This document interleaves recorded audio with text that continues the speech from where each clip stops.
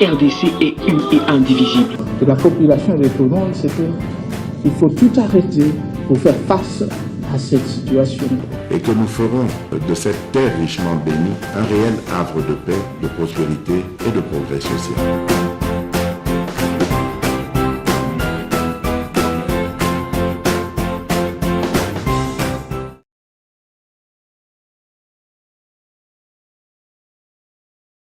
Dans ce même contexte que le roi Philippe a procédé à la restitution du masque Kakungu, initiant ainsi un processus de restitution du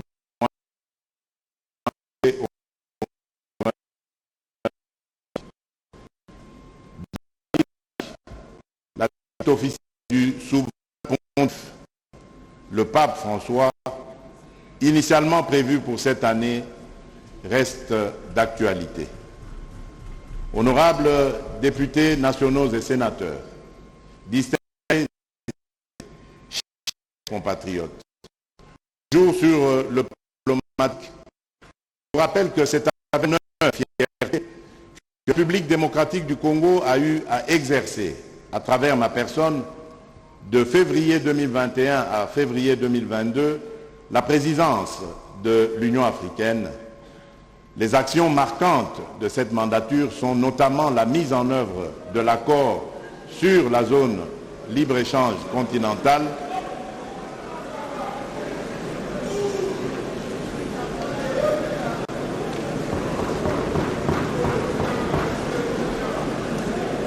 je disais donc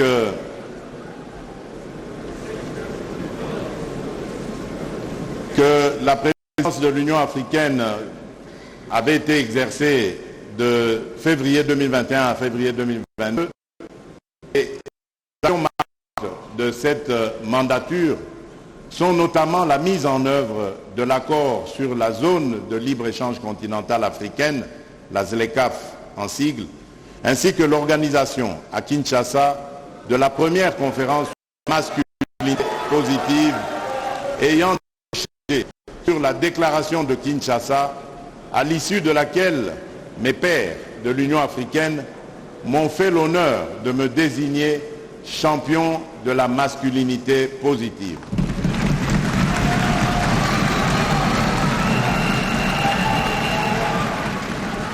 Dans le même registre, d'autres responsabilités nous ont été confiées, comme l'exercice de la présidence de la communauté économique des États d'Afrique centrale, la CEEAC en sigle, ou encore l'exercice de la présidence de la communauté de développement d'Afrique australe, la SADC en sigle.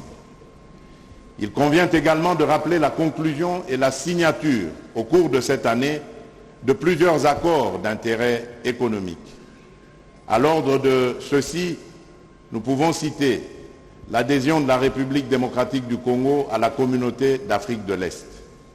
Il en est de même des efforts fournis par notre pays, notamment à travers sa participation au forum multilatéral de la TICAD 7, tenu à Tunis, dont le thème central convergeait vers le développement et la croissance économique. Toujours dans ce chapitre de la coopération, notre pays se voit doté d'un atout économique important grâce à la tenue à Kinshasa du 42e sommet des chefs d'État et de gouvernement de la SADC, sommet qui, au passage, a été une grande réussite et au cours duquel plusieurs décisions ont été prises, dont la plus importante pour la République démocratique du Congo est celle qui, en général, devra permettre à la communauté sous-régionale de booster son industrialisation. Dans le même ordre d'idées, je tiens à signaler la bonne coopération jusqu'ici entretenue par notre pays avec tous ses partenaires internationaux dans le cadre de la lutte commune menée contre les effets néfastes du changement climatique, notamment à travers le mécanisme compensatoire. Après la 26e conférence sur les changements climatiques tenue à Glasgow l'année dernière, la République démocratique du Congo a eu l'honneur d'être retenue pour organiser, en collaboration avec la République arabe d'Égypte, et en partenariat avec les États du bassin du Congo, les travaux préparatoires de la 27e session de la conférence des parties à la Convention cadre des Nations Unies sur les changements climatiques, appelée Précop 27. L'organisation de celle-ci a été l'opportunité pour notre pays d'affirmer son leadership, tant au plan africain qu'au plan mondial, notamment dans le domaine de la gestion des eaux, des forêts et de la biodiversité. Ces assises de haut niveau ont connu la participation de plus de 60 pays, des représentants des groupes de négociation, du secrétariat de la Convention cadre des Nations Unies sur les changements climatiques, ainsi que des représentants de la société civile. À l'issue de la Précop 27, le Brésil, l'Indonésie et la République démocratique du Congo avaient décidé de mutualiser leur stratégie face aux enjeux nombreux sur le climat, dans la mesure où les trois ont des intérêts communs dans le cadre du débat sur le changement climatique. Ce rapprochement a abouti à la signature d'un accord entre ces trois pays. Notre pays avait également, en amont, organisé début septembre 2022 à Yangambi, lieu hautement symbolique en ce qu'il constitue un des réservoirs des tourbières, une conférence scientifique internationale qui a été un moment de réflexion et de partage sur la thématique contribution des forêts du bassin du Congo et des autres bassins tropicaux de la planète à la lutte contre le changement climatique. C'est ici qu'il convient de souligner la participation efficace de la République démocratique du Congo à la COP 27 de la République arabe d'Égypte. Ces assises ont eu pour mérite de démontrer d'une part que la République démocratique du Congo est un pays solution pour sauver notre planète et d'autre part l'adéquation entre l'impératif de la préservation de l'environnement et la question sécuritaire. Honorable Président de l'Assemblée nationale, honorable Président du Sénat, honorables députés nationaux et sénateurs, distingués invités, mes très chers compatriotes, que disons-nous de notre économie en 2022 ? Elle se porte de mieux en mieux. Vous vous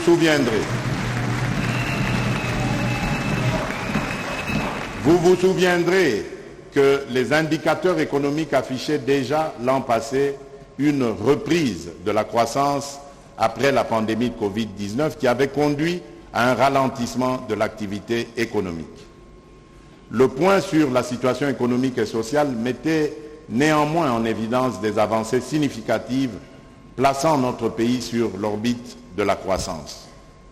Aujourd'hui encore, nous apprécions la consolidation de cette croissance économique avec un taux d'augmentation de richesse de 6,1% malgré une situation économique mondiale morose caractérisée par la guerre en Ukraine. Notre économie affiche une résilience face aux chocs exogènes liés notamment au conflit russo-ukrainien. En effet, la flambée de prix observée dans plusieurs pays, conséquence de ce conflit, a su être maîtrisée chez nous par des mesures stratégiques sans lesquelles le prix du carburant à la pompe coûterait le triple du prix actuel. Le gouvernement de la République a donc su éviter à notre peuple l'asphyxie. Au rang des différentes mesures stratégiques préconisées se trouve entre autres la constitution d'un stock considérable des produits pétroliers et la dotation pour la société Sonaïdroc d'une ligne de crédit lui permettant d'améliorer ses capacités de stockage. Dans la perspective d'assurer une indépendance énergétique, anticipant d'éventuels chocs exogènes liés à des prix internationaux du carburant, plusieurs initiatives ont été lancées pendant cette année 2022 dans le secteur des hydrocarbures, dont la certification des réserves pétrolières et gazières qui a donné lieu au lancement des appels d'offres pour 27 blocs pétroliers et 3 blocs gaziers. Cette initiative rentre dans ma vision, d'établir des chaînes de valeur productives à l'échelle nationale pour enfin permettre à la population d'apprécier les effets de la croissance jusqu'ici peu palpables. La mise en valeur des blocs pétroliers permettra une transformation locale des produits pétroliers par la construction des usines de transformation telles que les raffineries et les usines pétrochimiques, ce qui augmentera inévitablement la production pétrolière en République démocratique du Congo et réduira sa dépendance aux produits importés.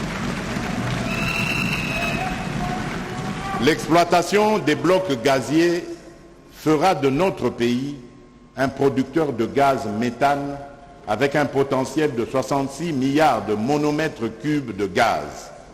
Un projet susceptible d'augmenter sensiblement l'offre énergétique de la sous-région et représentant une opportunité d'emploi considérable.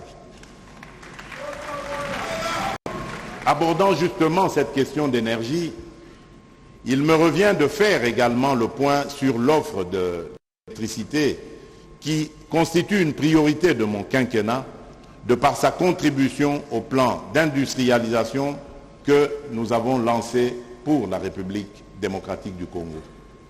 Une augmentation de la desserte en électricité dans la partie est de la ville de Kinshasa a été rendue possible avec la construction du poste de Kimbanseke, offrant la possibilité à 2 millions d'habitants de bénéficier de l'électricité. Pour la partie nord-ouest, les travaux de construction du poste de Kinsuka sont en cours. L'état d'avancement est estimé à 70%. Ce poste, raccordé aux lignes de transport de Zongo 2, pourrait à terme alimenter 4 millions de foyers quinois. En milieu rural, les travaux de construction des lignes de transport pour le barrage de Kakobola dans la province du Kwilu sont terminés.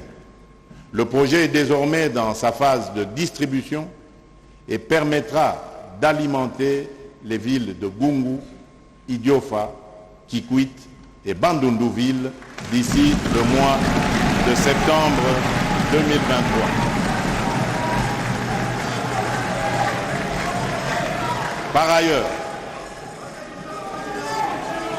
Par ailleurs, avec la mise en place de l'ANSER, Agence nationale d'électrification et de services énergétiques en milieu rural et périurbain, et son déploiement progressif à travers le pays, plus de 30 000 ménages pourront accéder à l'électricité à travers le fonds Mwinda.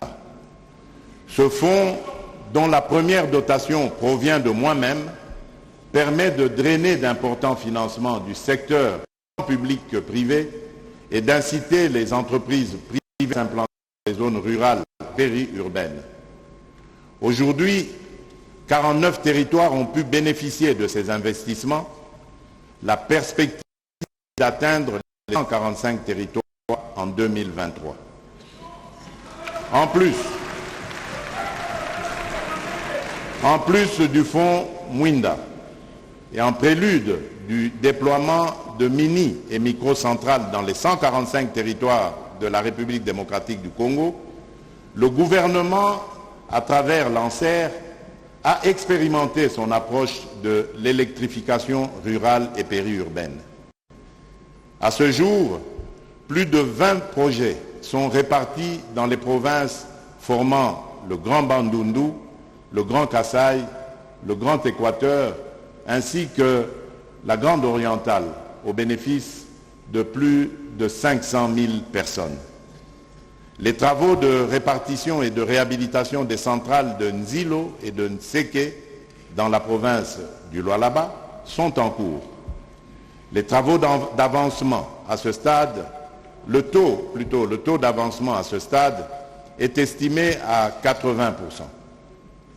Mwadigusha, dans le Haut-Katanga, tourne déjà à plein régime. La centrale de Boussanga, quant à elle, avec sa capacité de 240 MW, est déjà opérationnelle. Sa mise en service permet de répondre efficacement aux besoins des miniers.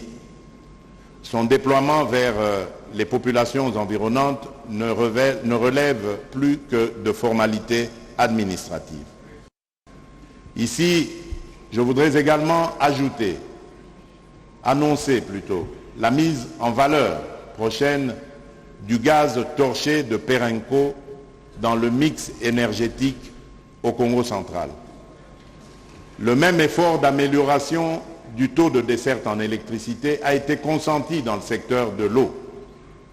La partie sud-est de Kinshasa a bénéficié du projet de construction de l'usine de traitement d'eau de Lemba Imbu de 200 000 mètres cubes par jour, dont la première phase de 35 000 mètres cubes par jour que j'ai inaugurée le 23 août dernier permet déjà d'alimenter en eau potable environ 600 000 habitants de 11 quartiers de la commune de Kimbanseke et de 3 quartiers de Njili. Incessamment, les parties centre et ouest de Kinshasa vont bénéficier, dans le cadre du projet de construction de l'usine de traitement d'eau de Binza Ozone, de 330 000 mètres cubes par jour, dont le premier module de 110 000 mètres cubes jour est déjà en phase d'essai de fonctionnement, en attendant son inauguration prévue en janvier 2023 pour impacter environ 1 800 000 personnes.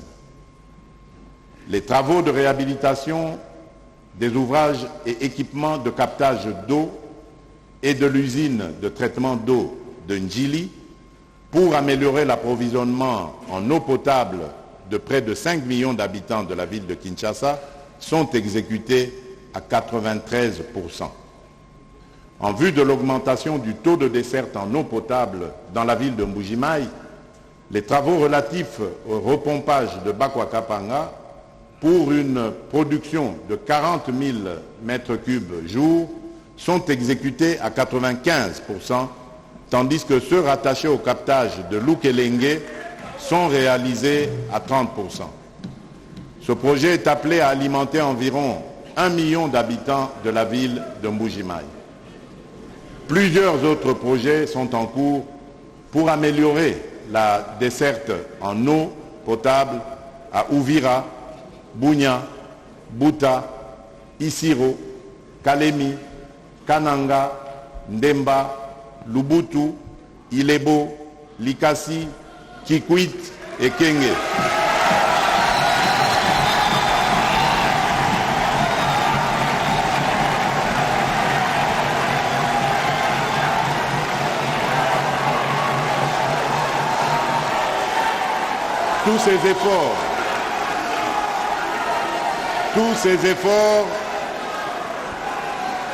Tous ces efforts exigent une mobilisation des ressources tant internes qu'externes.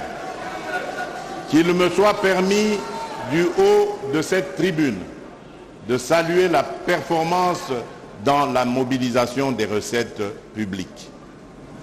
Le troisième trimestre s'achève avec une performance significative en termes de recettes publiques, qui a permis l'augmentation des dépenses d'investissement sur fonds propres de l'ordre de 0,2% du PIB, soit près de 20% de réalisation de l'année. Cette performance est le fruit de la mise en œuvre du pacte de stabilité entre le gouvernement et la Banque centrale du Congo, entamé depuis 2020 en vue d'une bonne coordination de la politique budgétaire et monétaire.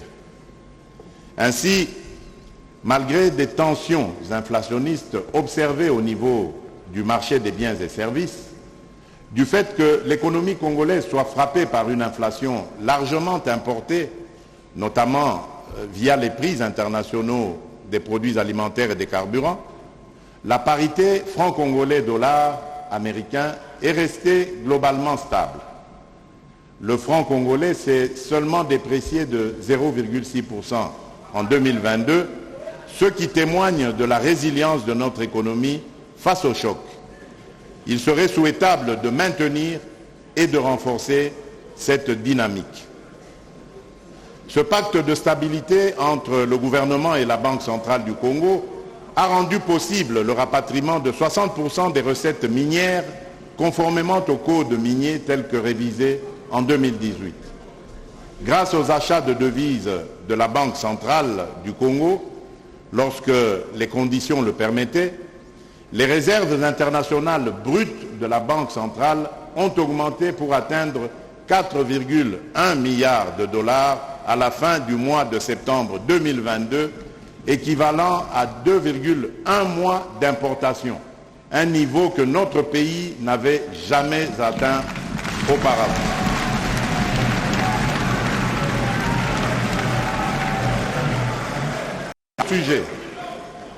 À ce sujet, notre programme avec le Fonds monétaire international témoigne de notre bonne volonté à œuvrer pour une bonne gouvernance. Ce programme a 6 revues. Nous avons à ce jour respecté les critères quantitatifs conduisant ainsi à la satisfaction des 2 premières revues. En ce qui concerne la transparence et l'efficacité de la commande publique, j'ai lancé officiellement, en date du 29 août 2022, l'initiative de l'informatisation des procédures de gestion des marchés publics à travers le système intégré de gestion des marchés publics, le SIGMAP en sigle. Cette initiative, qui sera pleinement opérationnelle au 1er janvier 2023, vise à couvrir progressivement toutes les entités publiques pour la bonne gestion de la commande publique.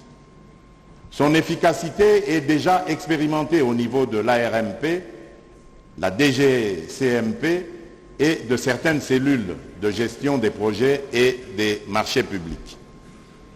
La mise en œuvre du logiciel ISIS Régie a été poursuivie dans l'objectif d'interconnecter les régies financières DGI, DGDA, DGRAD et la Logirad pour l'interconnectivité entre la DGRAD et les services d'assiette. À propos de l'amélioration de la gouvernance et de la transparence, qu'il me soit permis de relever l'engagement de mon pays à implémenter la norme ITA, Initiative pour la transparence dans les industries extractives. Cette action a permis de réaliser des progrès significatifs dans ce secteur, progrès qui nous a valu d'être couronnés cette année par le score général élevé de 85,5 points dans la mise en œuvre de la norme ITA 2019.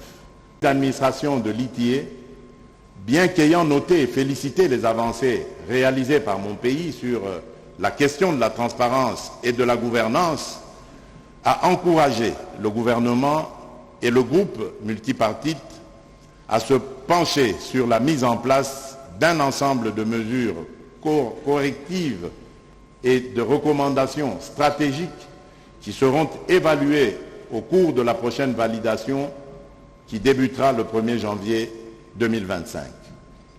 C'est dire qu'il reste encore du chemin à parcourir. Néanmoins, je dois vous confirmer que notre regard est vers l'avant.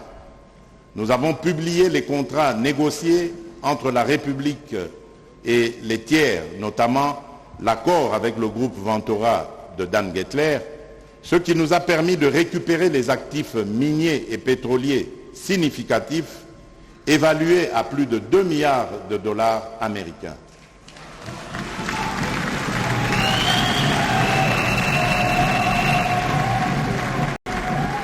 Nous continuerons à publier tous les nouveaux contrats en conformité avec les dispositions du Code minier et les exigences de la norme ITA, y compris les contrats renégociés.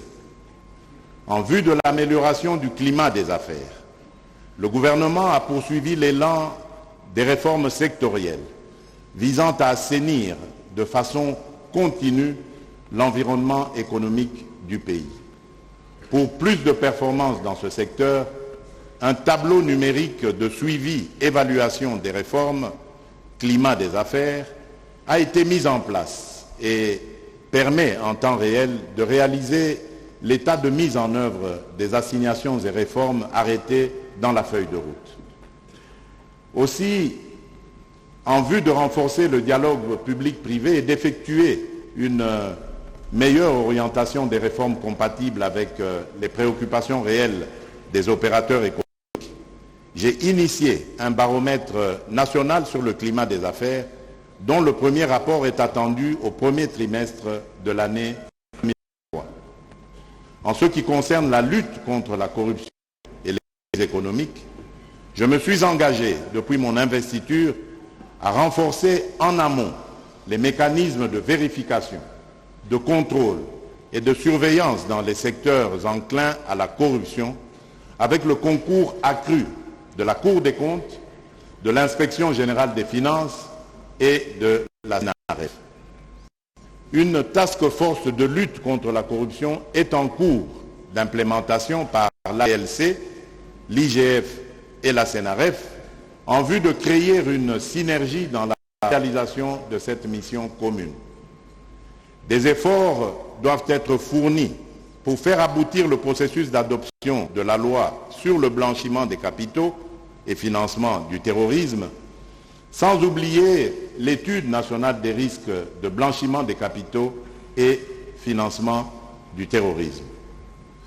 Tenant compte de notre potentiel et du rôle que nous pouvons jouer dans la transition énergétique avec nos minerais stratégiques que sont le cobalt, le cuivre, le lithium, le manganèse, le nickel et le graphite, cette année 2022 a été l'occasion d'affirmer notre positionnement sur la chaîne de valeur des industries extractives avec la signature d'un accord de coopération avec la République de Zambie relatif à la mise en place d'une chaîne de valeur dans le secteur des batteries électriques et des énergies propres.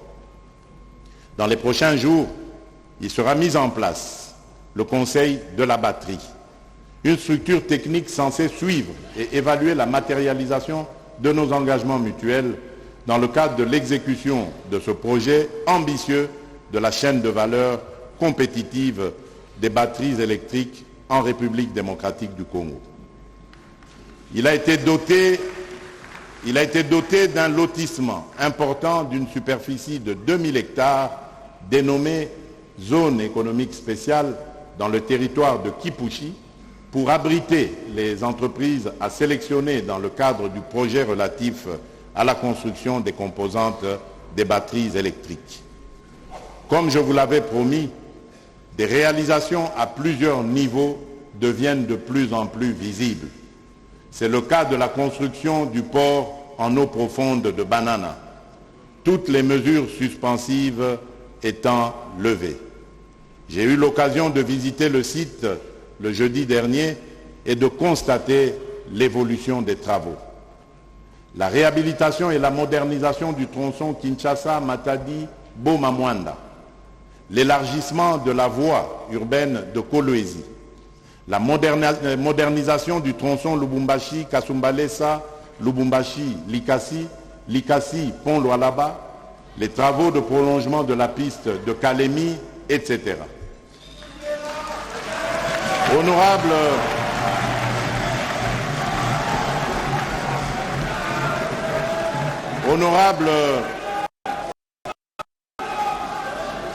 Honorable président de l'Assemblée nationale, honorable président du Sénat, honorables députés nationaux et sénateurs, distingués invités, mais très chers, dans ma profonde conviction et ma ferme volonté politique de vaincre la pauvreté, celle longtemps créée et entretenue dans notre pays, comme tant d'autres, je me demande comment la République démocratique du Congo, gracieusement nantie dans la diversité de ses richesses, pouvait se retrouver à la tête du peloton des pays pauvres.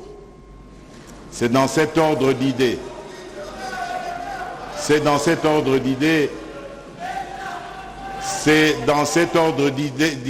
disais-je, que j'ai initié le programme de développement local des 145 territoires PDL 145T en sigle, qui vise à réduire dans notre pays les inégalités spatiales, à redynamiser les économies locales et à améliorer les conditions et le cadre de vie de nos concitoyens.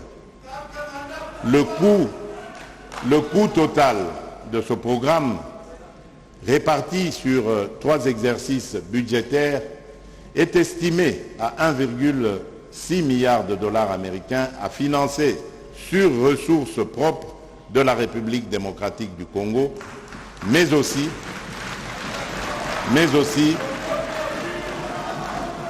avec l'accompagnement de nos partenaires au développement. À ce jour, le gouvernement de la République a déjà mobilisé 773 millions de dollars de l'enveloppe globale. Ce programme se décline en 3 principales composantes stratégiques qui visent premièrement l'amélioration de l'accès des populations des territoires ruraux aux services socio-économiques de base tels que les centres de santé, les écoles, les équipements administratifs, les routes des terres agricoles, l'accès à l'eau et à l'électricité. Deuxièmement, la promotion du développement des économies rurales et des chaînes de valeur dans le secteur de l'agriculture. Troisièmement, le renforcement de la capacité de gestion en vue du développement local. Je voulais aussi vous informer que le dit programme est entré dans sa phase d'exécution depuis la signature des protocoles d'accord entre le gouvernement de la République et les 3 agences d'exécution, à savoir le Programme des Nations Unies pour le développement, le PNUD, le Bureau central d'exécution et de coordination, le BCECO, et la cellule d'exécution des financements en faveur des États fragiles. Celles-ci sont déjà à pied d'œuvre. À ce jour, le PDL 145T a déjà démarré par le lancement des activités relatives à la construction, à la réhabilitation et à l'équipement de 2143 ouvrages composés de 1210 écoles, de 788 centres de santé et de 145 bâtiments administratifs. Ce premier volet de travaux vise prioritairement à développer les infrastructures sociales de base et à restaurer l'autorité de l'État par l'érection d'un bâtiment administratif au chef-lieu de chaque territoire. Pour ce volet évalué à 511 millions de dollars, 30% du coût total du programme, le financement a été libéré et les évoluent progressivement dans nos différents territoires. Le gouvernement a également transféré aux agences d'exécution une enveloppe de 12 millions de dollars américains pour la réalisation des études de faisabilité dans la réhabilitation subséquente des routes de desserte agricole. Pour ces études finalisées, il mettra à la disposition des agences 250 millions de dollars américains pour couvrir l'entretien et la réhabilitation de 38 000 km de routes de desserte agricole.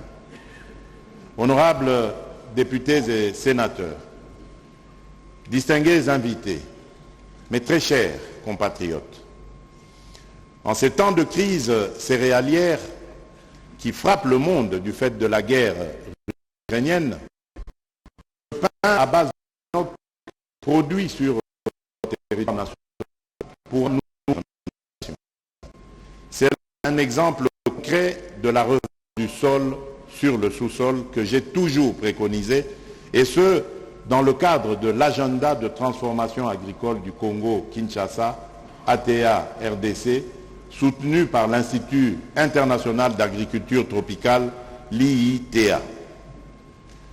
Par ailleurs, en dehors des stratégies et des politiques sectorielles définies à l'issue des assises des États généraux de l'agriculture, le plan national d'industrialisation récemment validé par la République prend en compte la problématique de la diversification par la chaîne de valeur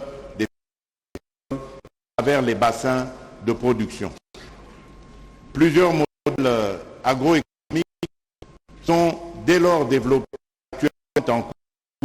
On peut citer notamment le Programme national de développement agricole, PNDA, le Programme volontaire agricole, PVA, la plateforme agro-industrielle de Lukula, PAI, et le projet d'appui à la relance et la réhabilitation du secteur agricole, PARRSA. Honorables députés nationaux et sénateurs, distingués invités, mes très chers compatriotes, dès 2050, la République démocratique du Congo pourra atteindre le chiffre de 200 millions d'habitants et 30 millions rien que pour l'agglomération de Kinshasa. Devant une situation, le Congolais doit être capable d'assurer à sa jeunesse l'accès à l'éducation, à l'instruction et aux nouvelles technologies de l'information et de la communication d'une qualité irréprochable. L'ampleur de cette tâche est à ce jour réelle et d'une importance cruciale. Bien que consacrée dans la Constitution de notre pays à l'article 43, alinéa 5, la gratuité de l'enseignement primaire n'avait jamais été effective. Dès mon accession au pouvoir en janvier 2019, j'ai fait de la gratuité de l'enseignement primaire une politique phare devenue opérationnelle à partir de septembre 2019.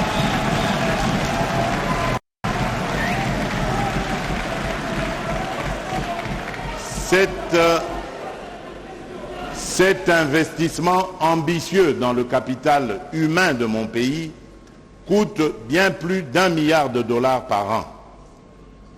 Le gouvernement a augmenté le budget alloué à l'éducation de 9,1% en 2021 à 2022 et de 23,9% de 2022 à 2023.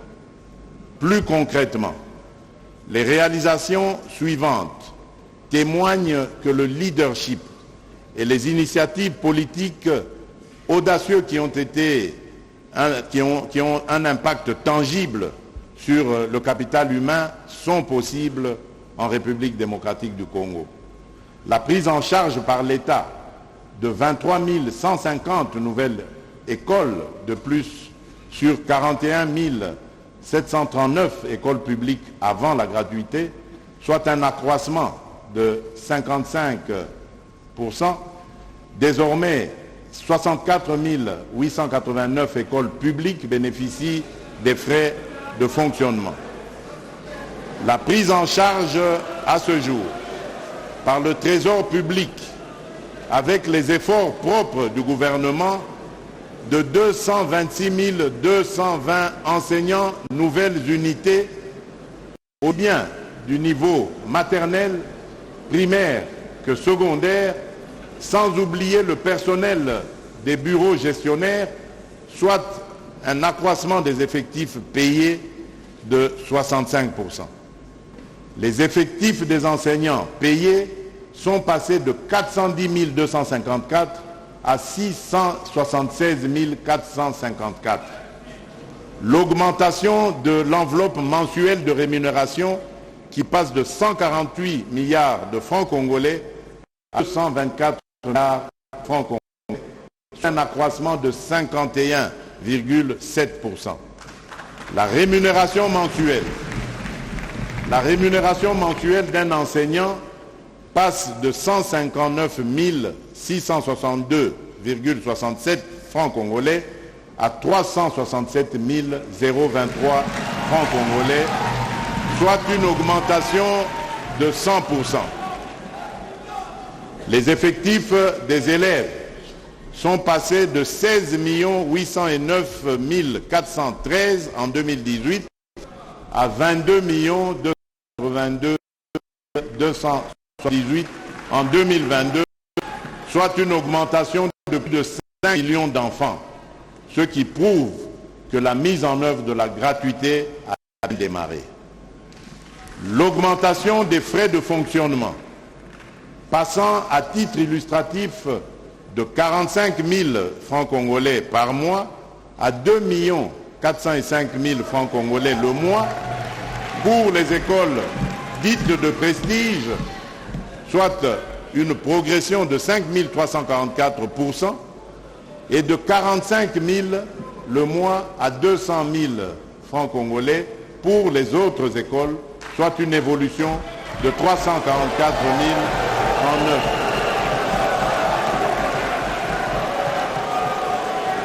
Quand 9 487 écoles et bureaux gestionnaires ont bénéficié du réajustement des frais de fonctionnement, l'allocation de la prime de gratuité et la prime de bourse aux enseignants des villes et des territoires, la mécanisation de 68 185 nouvelles unités prévues en 2023 est en cours de réalisation.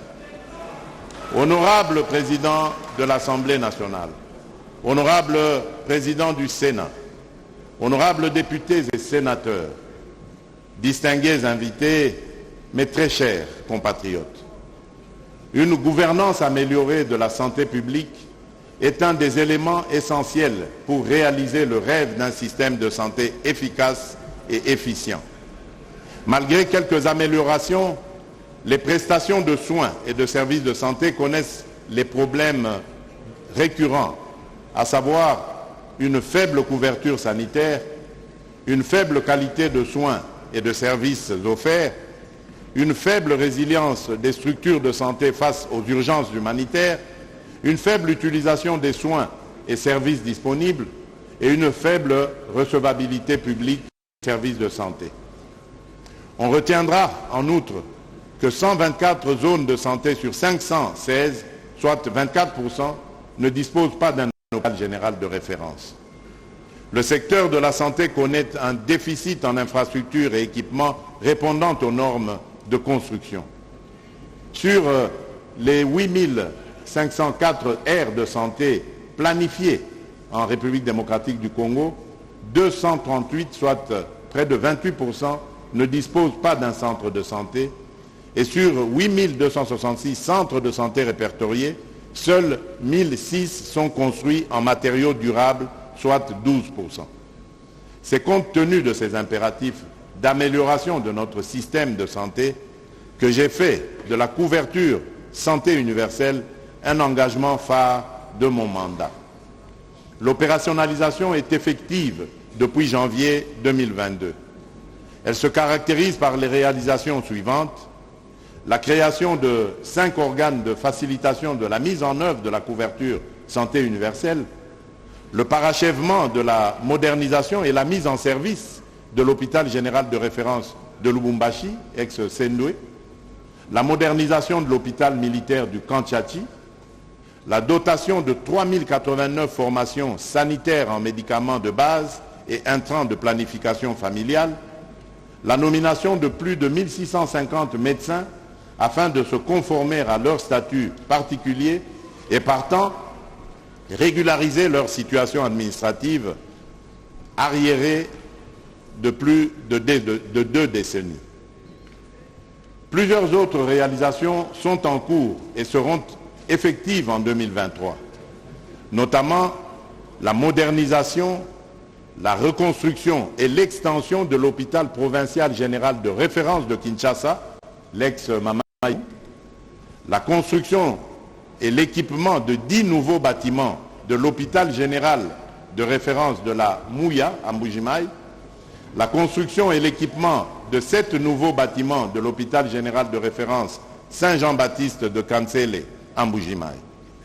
Par ailleurs, il est impératif d'étendre et de consolider le programme de gratuité ciblé des soins prénatals, des accouchements, des soins postnatals et néonatals dans les établissements de soins de santé de la ville de Kinshasa, où 9 zones de santé appliquent déjà la gratuité des accouchements, ainsi que dans 11 autres provinces, à savoir le Kwilu, le Maïndombe, le Kwango, le Sud-Ubangi, la Mongala, la Chouapa, le Maniema, le Haut-Katanga, le Haut-Lomami, le Lualaba et le Nord Kivu. L'objectif assigné au gouvernement est de couvrir progressivement l'ensemble des zones de santé de ces provinces et d'étendre cette approche à l'ensemble du territoire national.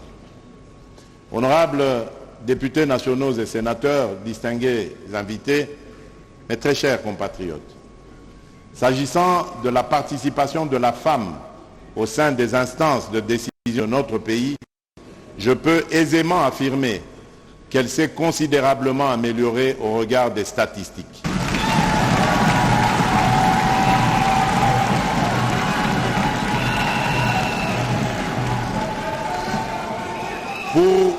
Pour la première fois, une femme a été nommée gouverneure de la Banque centrale du Congo.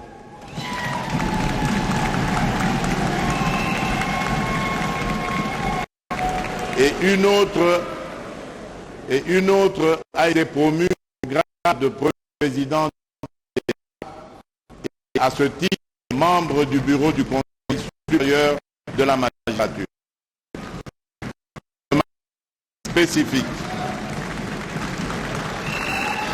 De manière spécifique, je voudrais m'attarder sur l'apport de la femme rurale dans le développement de notre pays. En effet, celle-ci représente 70% de la force du travail agricole.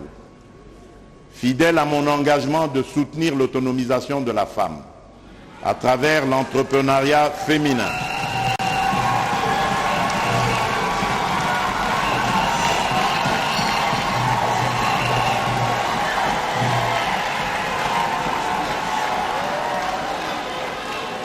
fidèle à mon engagement de soutenir l'autonomisation de la femme à travers l'entrepreneuriat féminin, je n'ai pas hésité à encourager la femme maraîchère qui, par son travail, est à même de contribuer à la production agricole ainsi qu'à la transformation locale. Raison pour laquelle je soutiens l'initiative Wenze Yasamdi. En effet, j'ai été agréablement surpris de constater le dynamisme des femmes qui y vendent des produits agricoles, d'élevage et de transformation.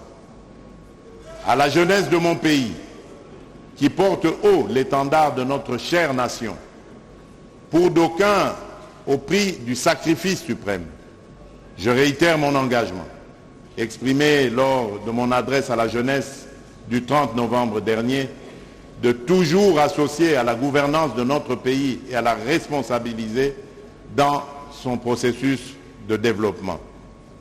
Ainsi, dans le cadre de la formation professionnelle, le gouvernement s'est appliqué à la mise à niveau de l'offre de formation professionnelle, à la diversification et à la valorisation des métiers, ainsi qu'à la modernisation des méthodes pédagogiques et à la requalification de formations de courte durée permettant d'assurer l'employabilité des jeunes et de faciliter leur insertion dans le monde compétitif du marché de l'emploi.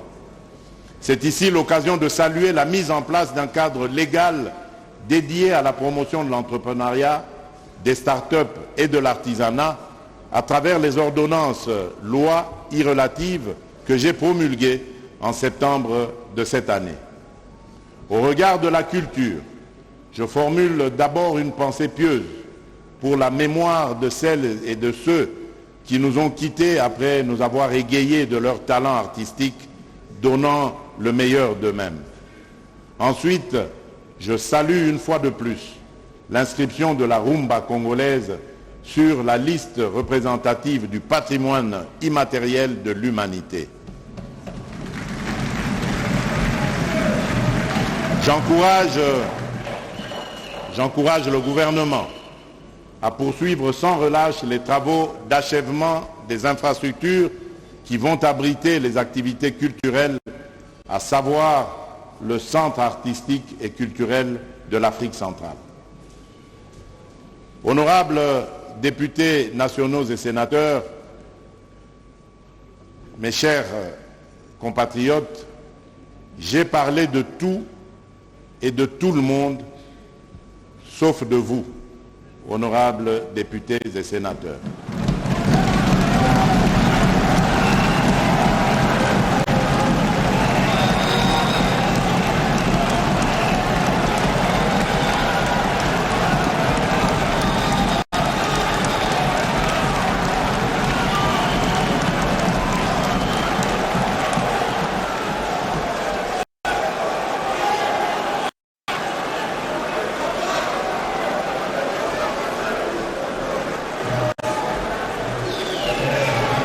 Je disais donc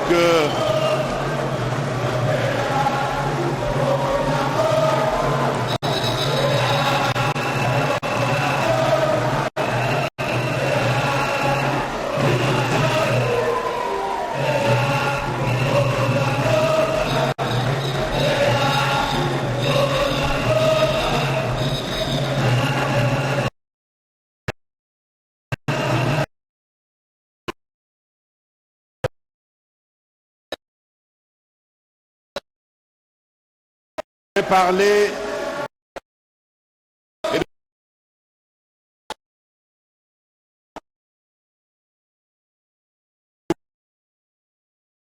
pour votre législation ayant permis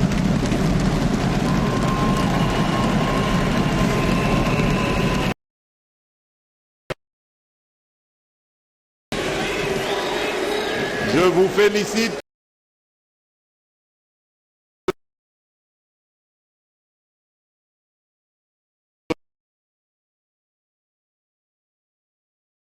cadre normal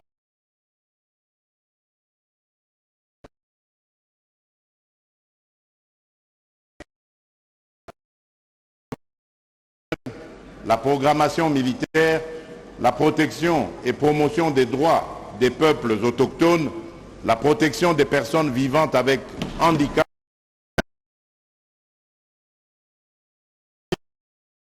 était important. Je vous exhorte à plus d'engagement et d'assiduité au regard des défis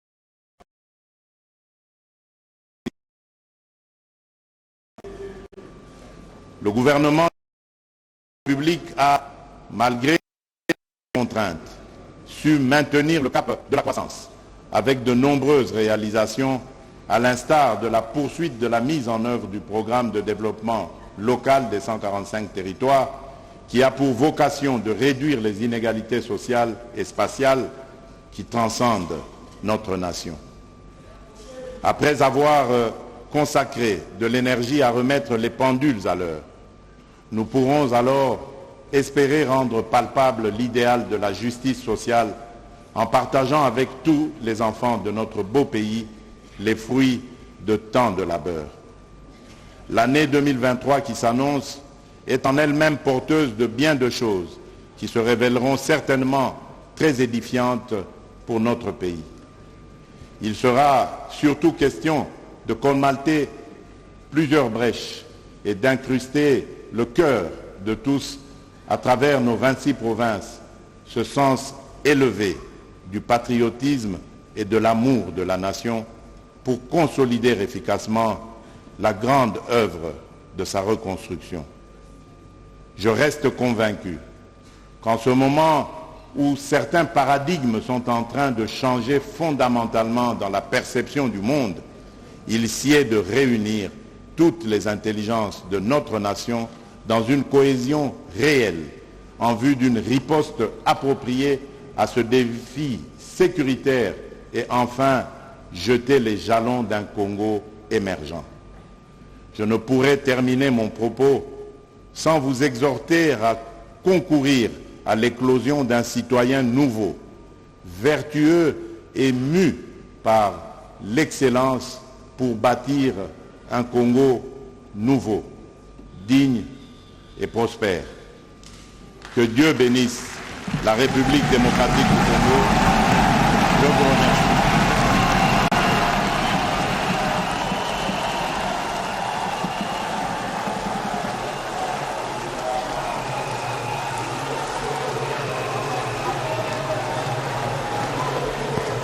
Voilà, très chers téléspectateurs, un discours on ne peut plus clair et éloquent, avec des mots précis, prononcés par le président de la République, Félix-Antoine Tshisekedi Tshilombo.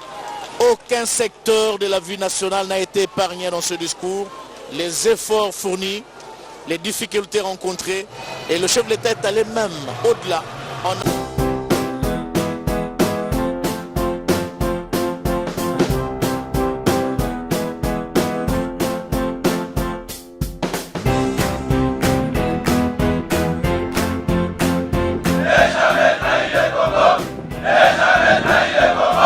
La RDC est une et indivisible. De la population de tout le monde, c'est qu'il faut tout arrêter pour faire face à cette situation.